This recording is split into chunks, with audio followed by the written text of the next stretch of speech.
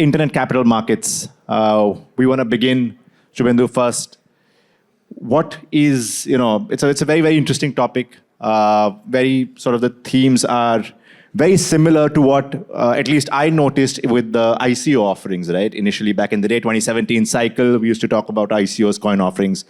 Would love for you to sort of put some context in. What is the difference? What are the similarities? And how is sort of, Dabba working with the idea of ICMs? Sure.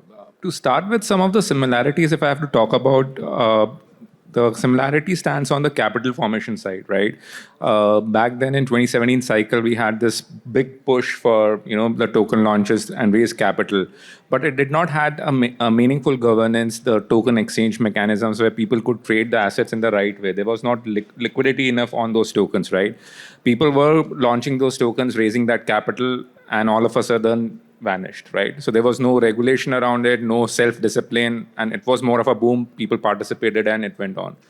The difference that we are seeing now with the whole narrative of ICM, the internet capital market getting pushed, is giving the opportunity for the last man standing in the queue, the retail people, to participate meaningfully and get the same opportunities as a top-tier VC firm that would have access to the private markets, place those bets and participates in projects, probably through governance, through the DAO structures, and help projects who are building infrastructure, somebody like us who is building infrastructure, help us deploy that infrastructure on ground and help people get connectivity in our case. So the core difference is around how the capital is being deployed, how it is opening up the next stage of the project, which is bringing liquidity, the trading happening, settlements happening, being composable, making sure there is tradability happening on chain. So that is the core difference, what we have seen in the two narratives. Interesting. And Sandeep, would love to have you come in, right? For people in the room, Sandeep is a securities lawyer. He's taken a lot of companies public. He's worked with some of the biggest companies and with the regulators as well. And in that context, Sandeep, a question for you. Do you see tokens reflecting ownership, either in the short term or in the long term? So I think the way the architecture is today, like you said, the ICMs, I think the idea is to have governance come in, which means voting rights along with, what used to be just a plain token, which is representing something. So once you start getting not just a dividend, but all equity-like features, then regulators are bound to say that this is really equity. And if it is equity, we want to regulate it. And of course, that's the natural sequitur. It's the right sequitur. The only problem is then they apply the old rules which apply to securities offerings, because as soon as you make an offer to more than 200 people, you have to register through a traditional prospectus. So is it a very far distance away from India? The answer is yes and no. Yes, because obviously the Indian securities regulator is not, is going to be pretty unlike the SEC, especially under Trump, right? But it's already here because today under LRS, which is Liberalized Remittance Scheme, you can invest $250,000 every year per person. So a family of 4 can invest $1 million a year. And you can invest abroad. So you can buy foreign tokens, you can buy Indian tokens, obviously. So I mean, and we're seeing this opportunity, and there are so far no restrictions on making these offerings. So several countries have those restrictions. They're called anti-solicitation laws. US in particular, Middle East, most of the countries have this rule that if you solicit to a people, you have to follow A, B, and C rules. We don't have that in India, which means people can market to India. In fact, even the traditional brokerages have marketed. If you remember a couple of years back, interactive brokers ran for half-page ads in ET, Times of India. So you can make offerings to Indian investors. So we can be participants, we can be investors, but if you ask me, is it going to happen anytime soon in the Indian market, in the domestic market, my guess would be no. Got it. Shubhendu, I think one thing that we, ownership, right? Sort of ownership effectively means the right to vote, like Sandeep said.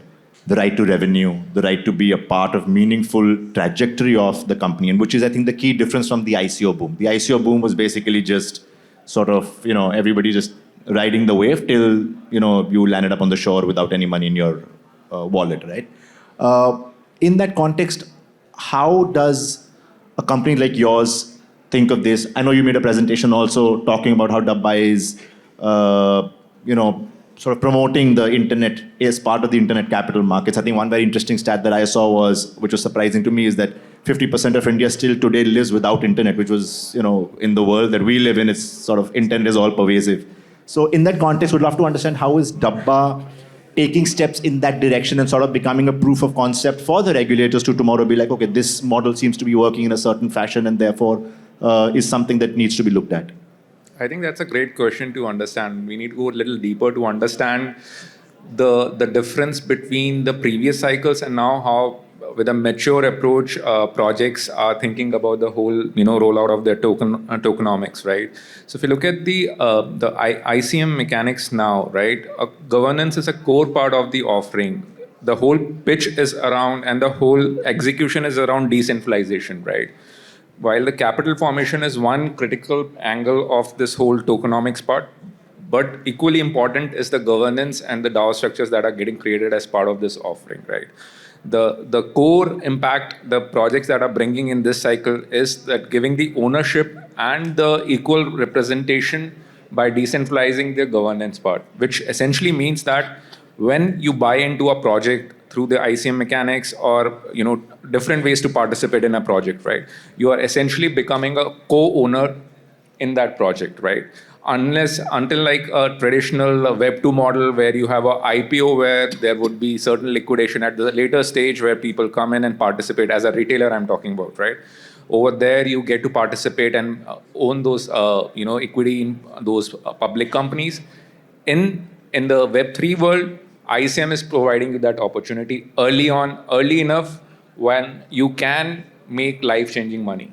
But it comes at a high risk because there would be pump and dumps, there would be scenarios because it's an unregulated product.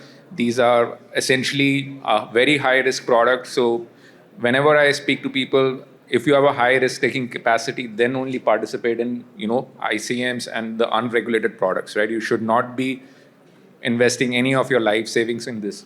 Please stick to IPOs and the traditional Web 2 products. This is not it's still very early. It's not regulated. It's a high risk, high gain sort of a mechanics. Unless you're full degen, I guess, right? You want to just invest in this.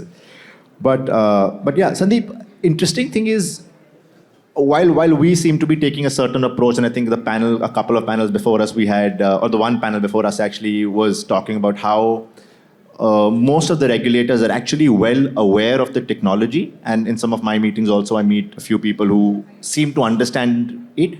But there seems to be this apprehension in going ahead and adopting some of this technology and framing some guardrails for it. Because you don't want to legitimize the whole sector. Because there's this concern that Shubhendu said that we want people to stick to the traditional markets for some time. Whereas at the same time, we have some other leading countries and leading economies sort of, and I'm not just talking about the US has gone on a certain trajectory here, but, sort of looking and coming up and framing regulations. So in that context, in the sort of the global development that we're seeing, and again, it sort of comes back to the US because, with respect to the SEC also saying that they want to tokenize securities, they want to see trading happen 24/7, those kind of proposals coming in. Where do we see our regulations and our regulators putting sort of their next steps? No, so I think it's going to be a slow progress. And I don't know if, even in December or so of last year, even the US SEC sent out notices to a lot of people who went for ICO saying you guys are issuing securities and you should be under a regulation. And then, of course, in a month, everything changed, of course. So maybe it gets pushed because of all the action that you're going to see on that stage. But again, my guess is you have two parts to it, right? So one is, like you rightly said, the trust part. Just because it's faster and because you can scale up very quickly doesn't mean that you wouldn't get a free pass from the regulators. I mean, there are efficiencies, there's speed, there's we saw some fancy numbers of liquidity 2 slides back, 2 million versus 65 million. So I think it's going to be quite some time before a regulator is going to really appreciate. Yeah, go ahead. No, Geo announced GeoCoin on their own blockchain L1 back in March. FM announcing, talking about stable coins. You still feel it's far away? ICMs, I think, is several years away at the earliest, is my guess. Because, see, they'll have to kind of, for something to be certified to be kind of SEBI approved process, they'll have to figure things out from then. We've not started, right? So it's not like we have a consultation paper out and we're talking about it. Again, we may be talking about it, but that's not relevant, right? The regulators and the government have to be talking about it. So you may have some coins coming out, but for internet offering it, which is completely decentralized, which has rights. Again, if it's kind of just some random thing happening, of course, nobody's going to bother. But if it's actually going to be proper capital raising, which goes into a company, there are governance mechanisms surrounding it, voting rights. All those will my guess would be a couple of years. And again, like I said, it may get hastened if the US moves so fast that other people are forced to kind of follow. But sorry, yeah. Maybe not as a capital formation tool, but other mechanics that the on-chain it brings along. Do you see that happening early on? No, so I think I guess a couple of other uses of blockchain are already there. Land registry is already there in a couple of states. I guess cryptos are there. So I guess some use cases are there, but again, capital offering would be Take time, yeah. quite some time away. And again, it may come in as an unregulated product, which it is today. Right. But like I said earlier, right now it's more outward facing. So you can invest abroad, you can invest in global companies, but if you were to do that in the Indian context, then I think the regulator would send out notices. In fact, I heard a couple of weeks back somebody filed a fund which seeks to invest in crypto. So Yeah, that's I think the digital asset treasury sort of debate that's been going on globally as well as in India. But I think the one word that you mentioned there was trust, right? And Shubhendu, I'd want to talk to you, right? I mean, internet was a relatively unknown thing 30 years back. In a short span, we've gone from, trusting the internet from information to pretty much everything today. What do internet native companies need to do to build the trust with retail? Because the thing is, even in this part of the cycle, like we're talking about assets being at a certain part, et cetera. But it seems like retail is keeping away from the sector generally, as well as probably a model like ICMs for some time. So how do companies build trust to showcase that they can now are sort of companies that users should be or retail should be investing in? I think every cycle people have seen, sort of whether it's FTX in the last 2022 cycle that we saw. Every cycle have certain big project that goes down and that sort of wipes off the entire industry's trust that has been built and put the hard work that people have put in, for the years. What people need to understand in Web3 environment is if storytelling is an art, equally important is building the trust of your community, right? Because the community members that you're onboarding are supporting you for one simple reason. They are coming along with you not because they see that, okay, making a 10x, 100x, 1000x is one part of it, but they're buying into your story, right? They're buying into your vision. They are becoming co-creator of your product that you're rolling out at scale. The early adopters are trusting you in order to be part of the whole product that you're building, right? They want to feel empowered, they want to feel part of the community. Unless you can build that trust layer and maintain it long enough that they vouch for you wherever you go, they are becoming your, basically they are advertisers for your product wherever they are going and talking about it.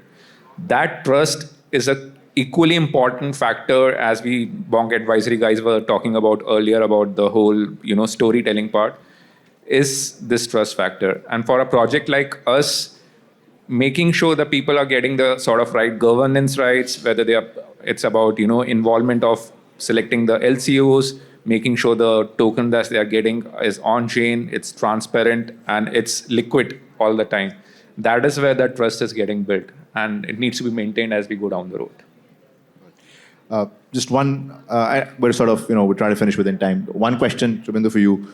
What is the one thing that you find impossible in traditional markets that you think would be possible with internet capital markets at scale? I think this comes from personal experience, right? So we started back in 2017. We did YC, Y Combinator, back in 2017, and we were doing pretty good in terms of our MRR and ARRs as a Web2 company until 2020, where we struggled to raise capital, right? COVID happened, we had to scale down. All of a sudden, 95% of our revenue went down. And being an infrastructure company, building in the same, we don't compete directly with the likes of Geos, but unfortunately, we are placed in the same bucket. It's an infrastructure play. So raising capital was next to impossible in peak of COVID, where revenues were down, and we were really, either we had a hard call to wind up or pivot. That's when in 2022, the whole crypto thing happened to us. Till then, we were pretty much anti-crypto boys, talking about crypto as a scam, and we were of that mentality.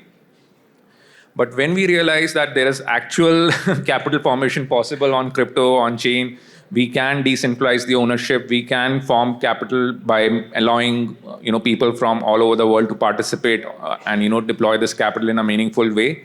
I think that opened up a new market for us where we could, without going to the VCs and the PEs or the banks, and we could raise this infrastructure money, the required, it's a capex heavy, business that we are building. So one thing that we have been able to do using, which was not possible anywhere else but Solana, is capital formation in a more meaningful way, where people are willing to back if you're willing to offer a meaningful product which has a real world use case and scalable.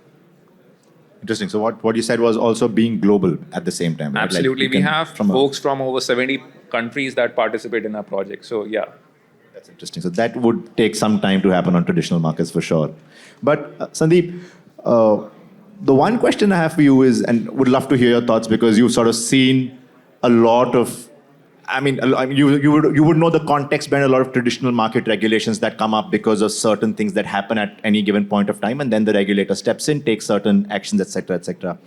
In that context, what do you think could possibly be the moment, right, in the global development for what we're seeing happening in the largest sort of market in the world, which would effectively be, in your mind, like, okay, now the genie's out of the bag, it's effectively going to happen at some point in the future? Because right now it seems like these things that are moving, but we're not really there, right?